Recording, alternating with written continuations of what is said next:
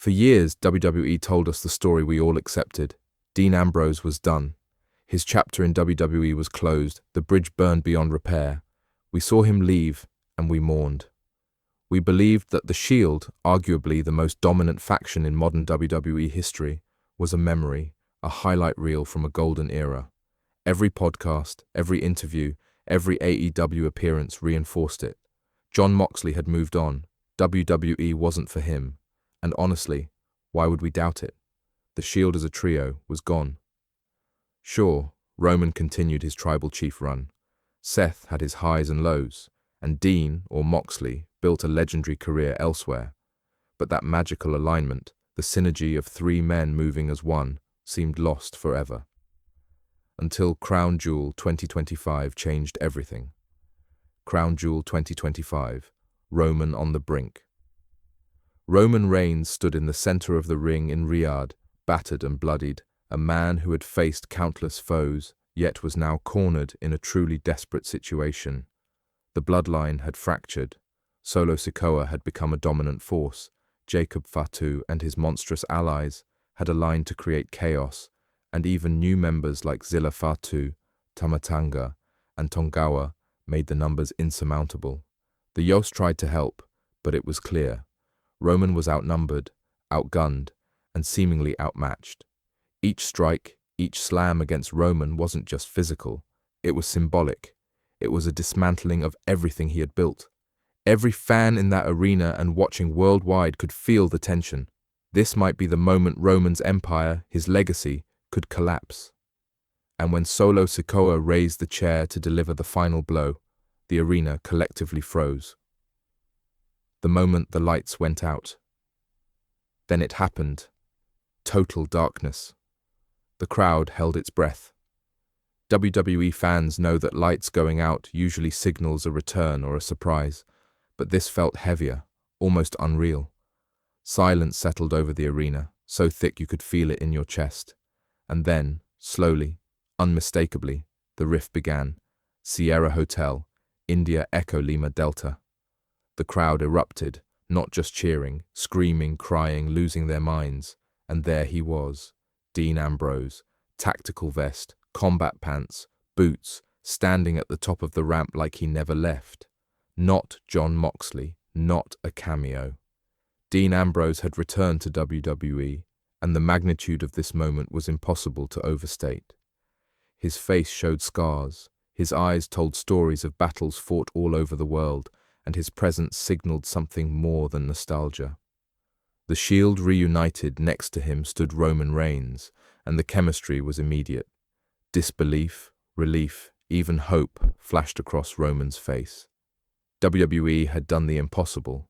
They reunited the Shield on a massive stage at a time when Roman needed it most. But the moment wasn't complete yet.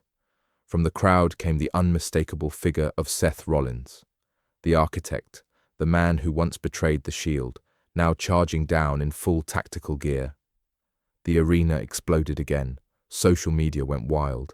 The sheer power of seeing all three in that ring, moving as a single unit, was overwhelming. It wasn't just nostalgia, it was validation. It was WWE telling every fan, every doubter, every critic, this story isn't over. Why this matters: Dean Ambrose's return. Dean's departure in 2019 was definitive. He walked away at the height of his frustration with WWE, frustrated with creative decisions, storylines, and limitations. His move to AEW as Jon Moxley gave him creative freedom, legendary matches, and the ability to redefine himself outside WWE. He became AEW World Champion, IWGP US Champion, and cemented himself as a global star. We all believed he was gone for good. Every AEW interview, every podcast reinforced the narrative. And yet, WWE made it happen. Negotiations, reportedly handled by Triple H personally, allowed Dean to return not as a mid-card player, but as part of the biggest faction story WWE could offer. Full creative freedom, long-term plans, and a chance to finish what was started nearly a decade ago. The business genius behind the return. From a business perspective, this is a masterstroke. WWE controlled the narrative, executed the return without leaks, and created a seismic moment for the brand. Merchandise will fly off shelves, clips will break viewership records, crowds for SmackDown and Raw will spike. For a show often criticized as predictable, this was unpredictably perfect. WWE reminded the world that it's still capable of storytelling that transcends wrestling. The impact on Roman Reigns. For Roman, the Shield reunion isn't just a backup plan, it's a character rebirth. His tribal chief run has been legendary, but the recent bloodline chaos left him vulnerable. Solo's betrayal and the rise of Jacob Fatu chipped away at his dominance. Roman was fighting for survival, for legacy, and for the empire he had built. Having his Shield brothers return is symbolic. It's a nod to his roots, a reminder that even the strongest leaders need their family. Roman is still the tribal chief, but now he has allies, brothers in arms, and a renewed purpose. It's the perfect blend of nostalgia and character development. The storytelling of Seth Rollins. Seth's return is equally important. His character arc has been full of twists, betrayals, reinventions, injuries, and redemption.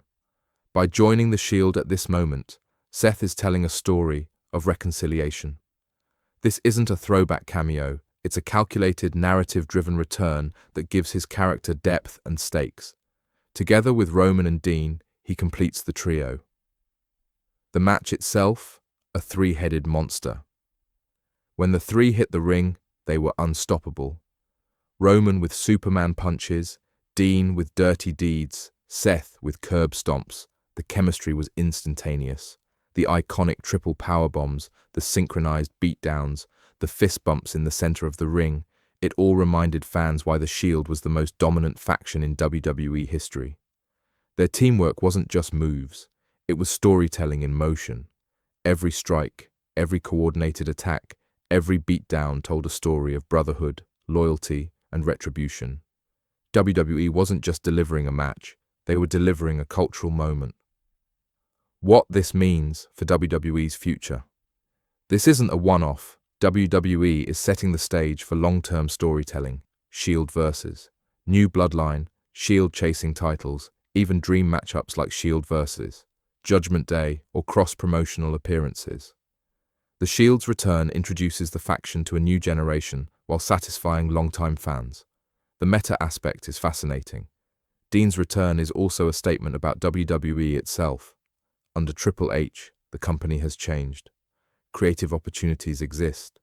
WWE is capable of respecting legacy, honoring stories, and creating moments that matter. For current WWE superstars, it's a reminder of what's possible. For AEW fans, it's a shockwave. They lost one of their biggest stars to WWE, but the narrative is compelling. Nostalgia meets storytelling. Some may call this a nostalgia play, but it's far more. This is storytelling executed perfectly. WWE isn't just pandering, they're building new stories on a foundation that already works. The Shield wasn't just three wrestlers, they were a unit, a three-headed monster that moved with precision. Their return isn't just looking back, it's pushing the company forward creatively and commercially.